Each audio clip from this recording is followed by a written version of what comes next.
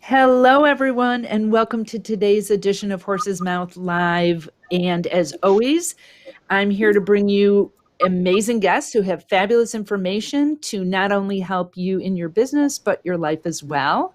My name's Ellen Rogin, and in a moment, I'm going to bring my friend Monique on to talk with us about visibility. Like, how do you get yourself out there to be seen and heard in ways that maybe you know and haven't taken action on, or also ways maybe you hadn't thought about before, to really be able, as Monique says, to step up in a bigger way.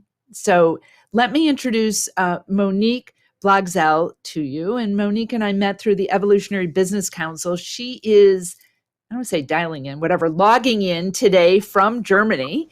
So, and she really has an international global audience that she works with. She's the founder of HeartPowered Business, which has helped hundreds of speakers, coaches, consultants, and other entrepreneurs around the globe to help them grow their business by using the power of their voice in a scalable way. So important. Her clients love their journey to growing their business as it allows them to not only grow their business, but have a deeper, bigger impact. And Monique herself is an award-winning international speaker, business mentor, and published author. She also has created HeartPowered Global Nation, which is a huge community of speakers, entrepreneurs, business leaders from around the world that get together to exchange ideas and support each other's activity. She has a podcast and a beautiful community that within the first 6 months attracted 20,000 people just in that short amount of time. I've been a guest in Monique's community, and I loved the way that our time difference didn't make a difference. I was up and with professional clothes on and makeup at 4:45 Chicago time to be with her community, and it was a thrill. So Monique, welcome. I'm glad you could be with us here.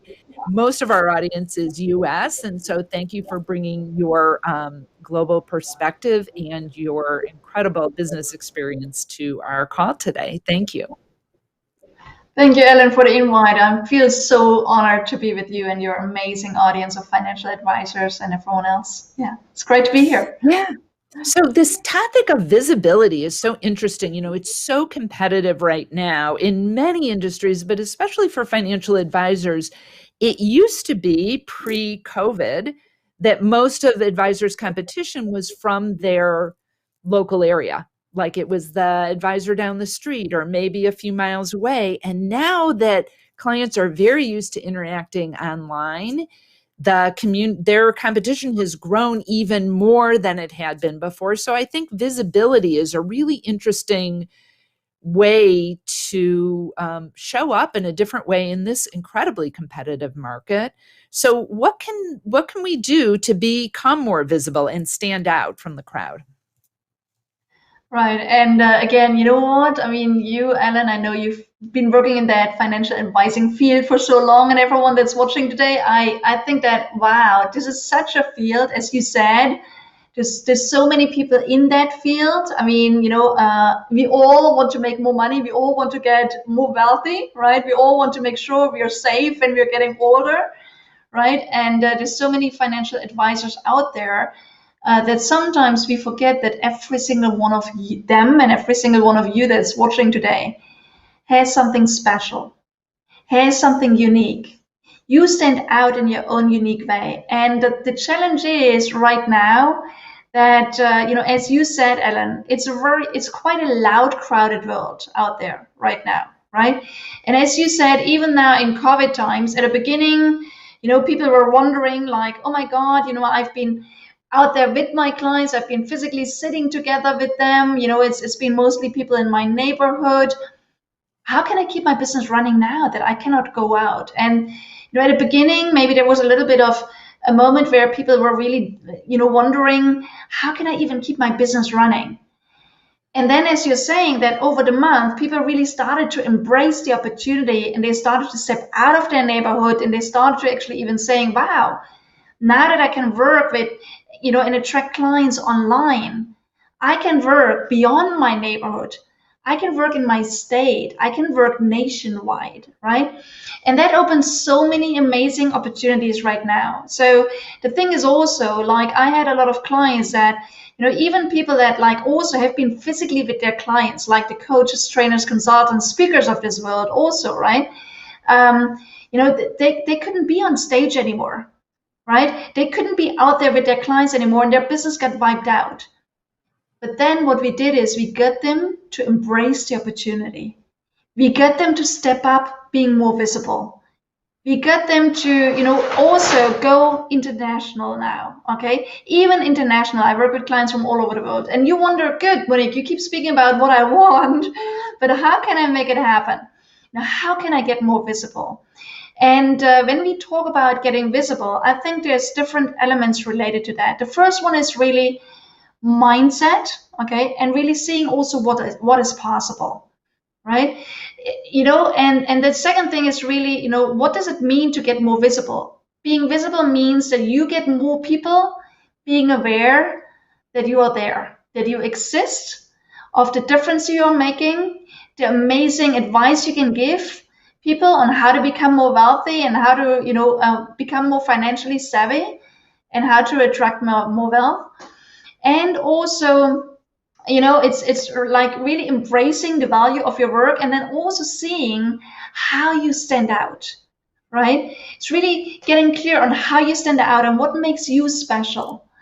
Because again, once you're clear on that, you can reach out to more people, and that's what we call like creating a reach out strategy. The question is, how can you get in touch with more people?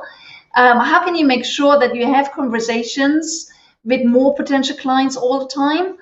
And then the other part is, how can you actually get clients come to you?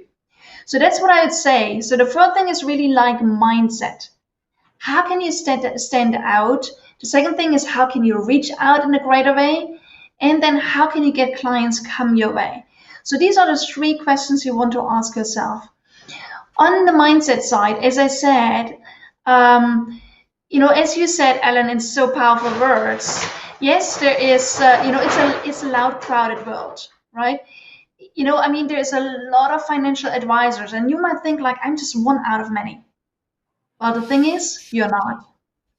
Every single one has a certain expertise. Maybe you know more about a certain type of insurance, or you have, maybe you have worked with people that are experts in a certain industry, or people that are at a certain age, or all of you, just by the combination of who are the clients you've been working with, and what advice did you give them predominantly, it makes you stand out in your field.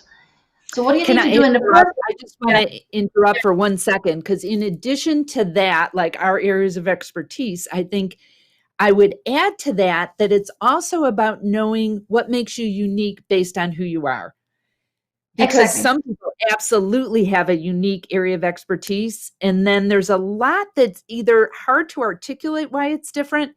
But one of the ways that I word that is finding your superpower. And we've done that through Horse's Mouth, some workshops on this. But I'd add, in addition to what Monica's saying about, Monique.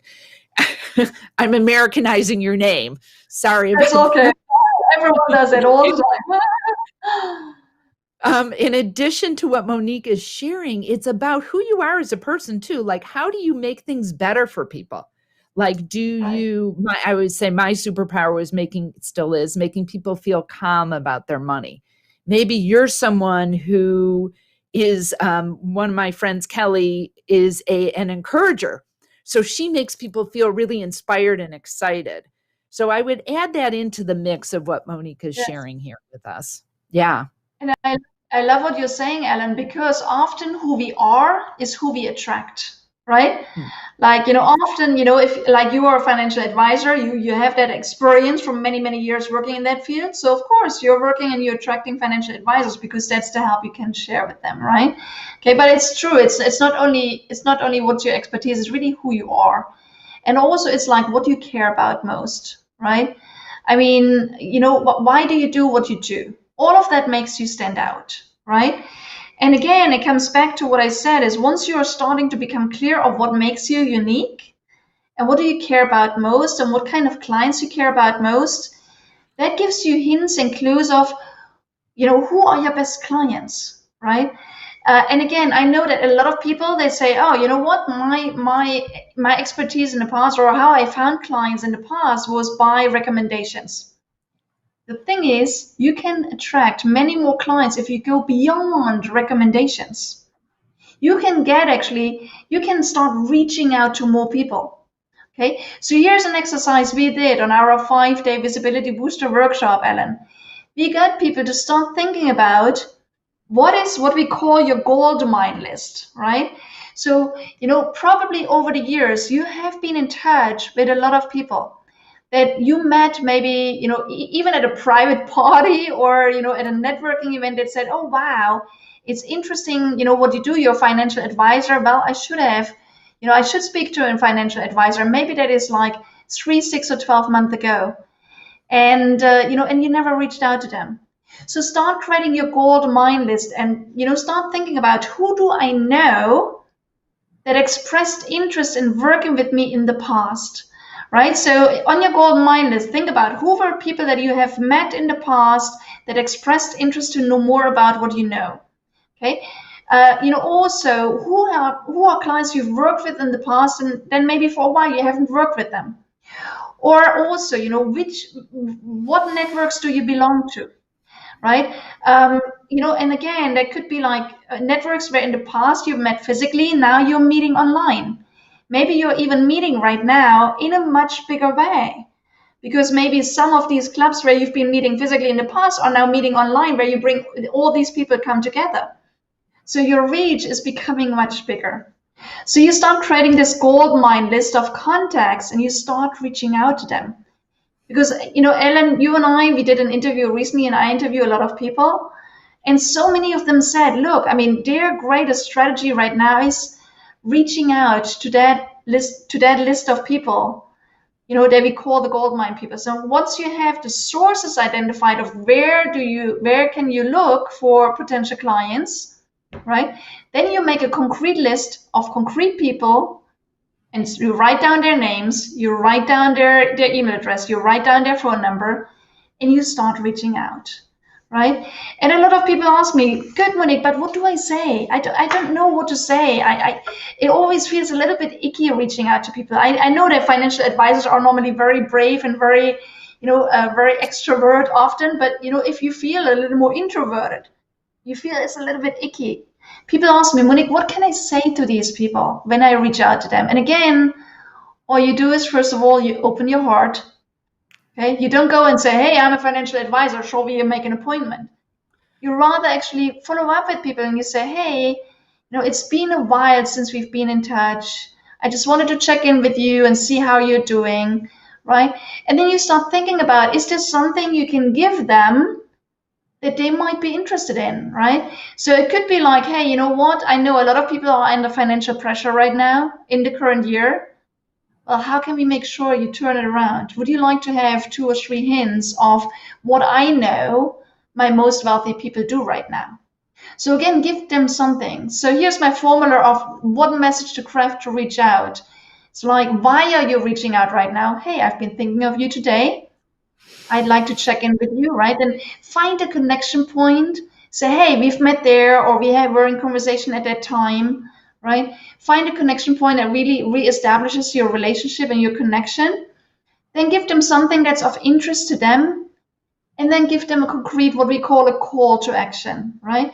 So again, the message could be, as we said, like, hey, it was great. We spoke about, we spoke 2 months ago at that kind of gathering. I just wanted to follow up with you and see how you're doing in the current times, and then again, give them something of interest and say, I've collected, like the top 10 things my most wealthy clients are doing right now that I would like to share with you.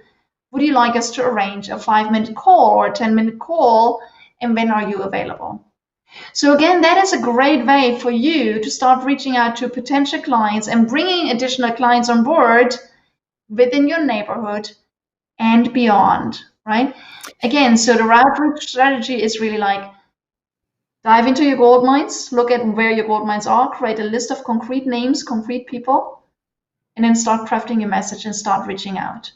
So And I I'm sure, have some. Ellen, you want to add to this as well. Yeah. No, I have tactical questions with this. So, okay, I've got my list. I have met you a while ago. You were on my mind. I wanted to reach out and see how you're doing. Is this via email? Like, hey, Monique, we haven't talked since September. How you doing? Here's what I've been up to. Thought this might be helpful for you. Can we set up a time? Or is it like I pick up the phone and say, hey, Monique, just wanted to say hi. If you're interested in this, we could set up a longer call. And then those 10 things, is that something I want to share over a phone call? Or if I created a white paper or a special report I send out? I just want a little more details on this great idea and tactics behind it. I love it. So here's my approach that I take. Okay. And by the way, it's really interesting. For a while in my very early career, I also worked as a financial advisor.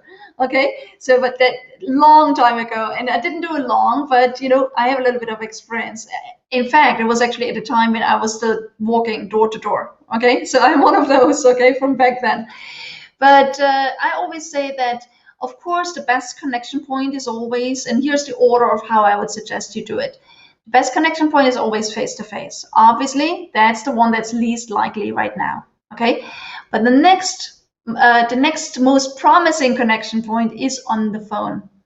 Okay, again, when we call people, it's much more likely that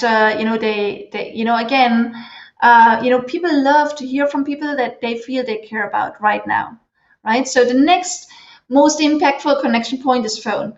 The third one is email.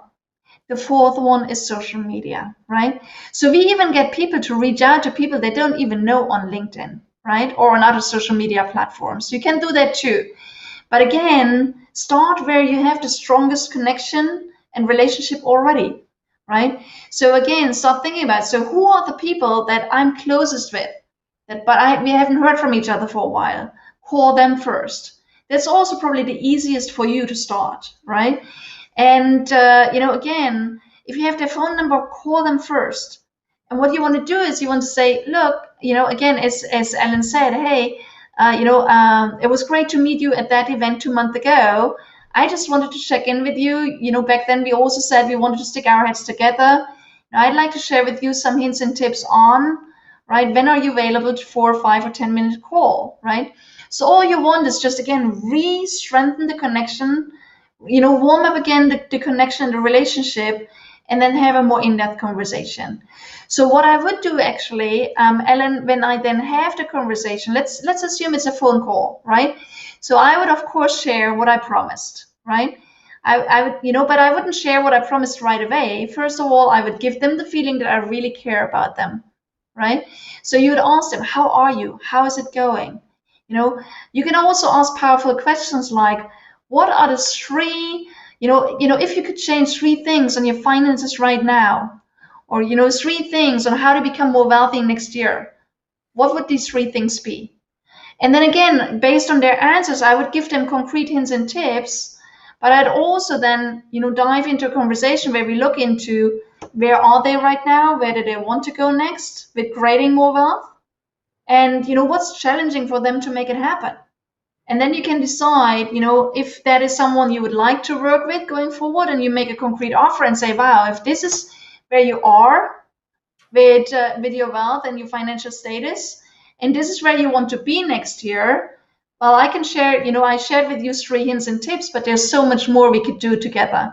Sure, we arrange a longer conversation on how we could be working together, right? But of course, you only do that if you feel this is someone you love to work with, and if you feel that what you have is in line with what they need most, right?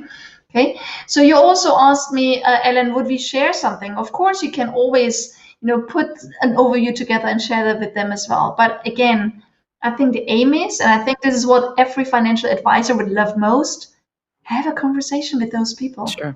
Right? Yeah. Yeah. It's kind of a chicken way to get out of like having to make that phone call, like, oh, I feel weird, or they're going to think I'm too salesy. But yeah. So one of the things I know you. Can I give a quick hint on that one? Right? Sure. So if you feel calling people is not your thing and you feel like, I can't do that. Okay. What you can do instead is, again, do what Ellen suggested, right? Put your top 10 hints into a quick overview. Send that as an email, okay, and announce and say, look, I just put this together for amazing people like you. I just want to share with you my top 10 tips of what my wealthiest clients do right now to keep growing their wealth even in the current times. I thought you would be interested. It's attached. Have a look. These are the top 10 tips. And by the way, I would like to call you in a couple of days and just check in with you on how you are doing. So you can actually announce. And then again, it doesn't feel icky anymore. You just pick up the phone and call because you announced yourself up front. I hope that helps. Yeah, no, that does feel better. So I know you share with your people you coach and the people you speak to about getting potential clients to come to them instead of feeling like we're always chasing them. Can you give us some tips on that as well, Monique? Very happy to. Okay. So, and then now for I don't know how far you are with this, but again, there's so many ways of how you can use your voice to get heard and seen, right?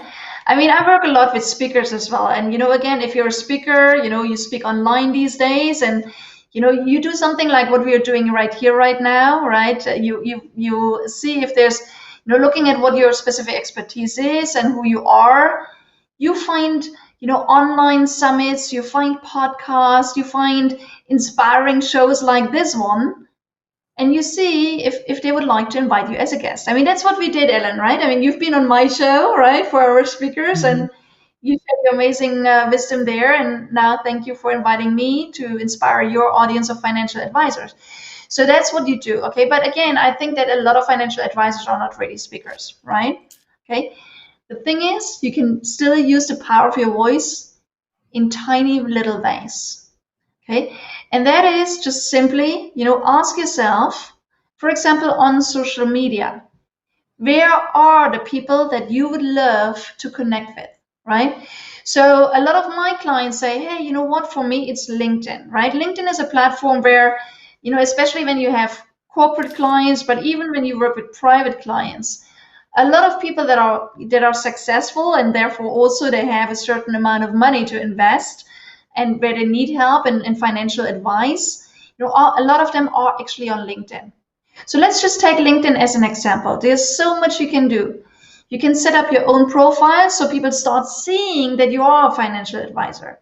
So if people are looking for financial advisors in your neighborhood or that have the expertise that you have, again, they're going to search for you, they're going to reach out to connect with you. However, you can do more than just setting up a profile. What you can also do is you can start sharing information with people. Like on a regular basis, you write little hints and tips of what you can do right now to invest in the current times in the smartest ways, right? One little tip shared every day is going to start people, it's going to get people to start paying attention to what you do. So yeah, so I want to pause 1 second there because some, when with the beginning of LinkedIn, people's compliance departments were like, no, you can't use it, you can't post. And they've all gotten much, much better at this. And I think that there's still some advisors that use compliance as an excuse to not do things. But there's just a way of understanding like what's okay to share, what's okay not to share, and to just not use words that is going to get bounced out by your compliance department. And to be out there in a regular way is going to be, super helpful for this. Yeah, for sure. Absolutely. Yeah. So, and it's absolutely true. The good news is you talk about a compliance department, specific language that is going to be ruled out. The good news is you all are experts of that. There's certain things you don't say. There's certain insights you don't give. Like, for example, I worked for quite a while in the corporate world, and I was the global head of pricing and yield management of a big corporate. I was still a speaker and I was speaking about pricing, monitoring, and so on at conferences. But there were certain things and certain insights I would of course never share because they're insights, they're no-goes, right? So again, also when you're starting out, you just need to try things out. So let me share with you a quick formula that might help you to get going, right? So if Great. you want to start sharing something on social media, no matter if you like to write little posts or you like to write little articles, and it doesn't need to be on LinkedIn. It can also be on Facebook. It could be, on other social media platforms, but these are probably the two most common ones. Or if you're comfortable even to be brave enough to be on video, you can set up your own YouTube channel, right? The question is, what do you say and how do you say things to really create engagement? And if you want me in the next 2-3 minutes, I can quickly give an overview over what is an engagement That would be formula people can start with. perfect. That would be perfect. Yes, thank you. Right. Okay. So I start with one of the easier things, right? And that is actually writing little posts, right? So a post, you've probably seen it on Facebook, or maybe even if you are already on LinkedIn. How do people write posts that engage? So let me actually break it into what I call my engaging content code, right? So the thing is, what you want to have is you want to have something that triggers interest at the beginning, right? You don't just jump in, right away. You create something that we call, in our marketing language, we call it a hook, right? So when you go fishing, you want to have a hook. Otherwise, again, if you just, go there without a hook, no fish will ever bite. Well, of course, we are people, we are not biting hooks, but again, that's what we call it. So again, ask yourself, what is one thing that you can say in 15 words or less to get people's attention? So let me give you a couple of examples. You can, for example, use a headline, because the hook is normally the headline. Like, what's the title? What stands on top that triggers people's attention? So, for example, I've been given pitching workshops in the past all over the world, and the title was "The Art of Pitching: How You Convince Anyone of Anything Almost Every Time." So again, a lot of people would like to learn more about the art of pitching and how to convince anyone of anything almost every time. So I can use that as a headline. Or I work with people that want to get featured in media because they want to get more visible. So I can use a headline like how to get featured in media without spending a dime, right? So ask yourself, what could be a headline for you? It could be like, you could also take a headline like the best 10 ways how to invest your money in the current times or in Corona times. So that is newsworthy, that will trigger interest, it's related to your topic, right? So once you have your headline, once you have something that gets people to say, oh, wow, let me have a look, then you want to really connect with them. And what you do is, how you connect with them is you really dive into what is their greatest challenge right now, right? Or what is their greatest problem right now? Like, why would they want to engage with you? So like, you could say something like, like for financial advisor, you could say, well, a lot of people find it very challenging to make the right investment decisions right now, right?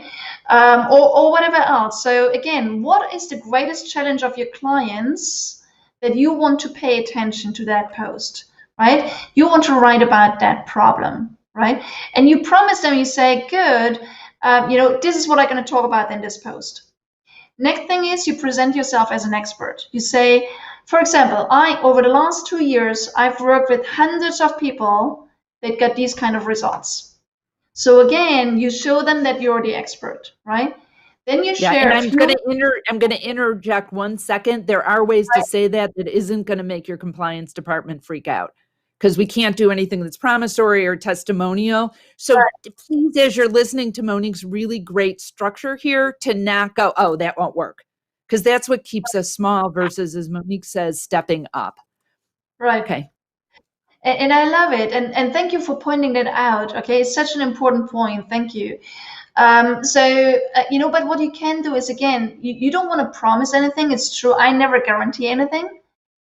Let's see if you can talk about some of the successes you had, or you could say something like, in the market today, you can even refer to some media, like if you've seen some research or you've done your own research and you say, what research shows right? Or you could even, refer to something that you've seen somewhere else, but of course you always need to actually mention where you saw it and mention the Of source, course. right? But it's, just present yourself as an expert saying, I know something about it, right? And do it in your way that it doesn't trigger, you to be ruled out because of that, okay? And then again, you want to give maybe 3 to 5 little hints and say, hey, okay, so these are the 5 things, my wealthiest clients do right now, point 1, 2, 3, 4, 5. And then what you want to do is you want to engage them by asking them a question. Like that could be a question like, which of these hints would you like to try out next, right? Or what other hints would you like me to share more of? So again, give them a question and some people will respond. Some people will not only give you a like or a love, some people will really respond. And these are the people you want to start reaching out to and connect with, right? And then also give them a concrete call to action at the end of it. So ask your question, engage them, get them to respond back, and then create a call to action. So what you could do is like what Ellen spoke about earlier. If you have a little, like one pager, like a checklist or tip list or something else, right? Put that up on your website if you have a website and get people actually to, to register on that, right? Yeah. Or if you want them to have a conversation with you, say that. You want to have, you want me to have a quick look at your financial situation? Okay, send me a direct message, right? Or, post below interested or whatever else. And if that's a no-go, again, you can say, send me a direct message, right? Yeah. And so what I'd love you all to be thinking about is this framework that Monique gave about like a hook and then talking about the problem and giving a few tips and then hints and ask a question and then call to action. This isn't just good for LinkedIn posts or Facebook posts. This is a great framework if you're doing quick videos, which are fabulous to do if you're writing blog posts, if you're doing newsletters. And the more of this you do, the more you'll engage and people will know what you stand for. And I get how they'll start to come to you and you're building a relationship even when you won't necessarily know. I had a call this morning with someone who saw me speak 8 years ago, and she's been on my mailing list. And she wants me to help consult with her on a college course. Like, I didn't even know she would not have been on my goldmine list. I didn't even know who she was. So, this is great advice, Monique. Thank you so much. And I hope you're all taking notes on this structure. And Monique, if people want to learn more about visibility and how they can grow their business with that, what's a good way for them to stay connected with you and learn more?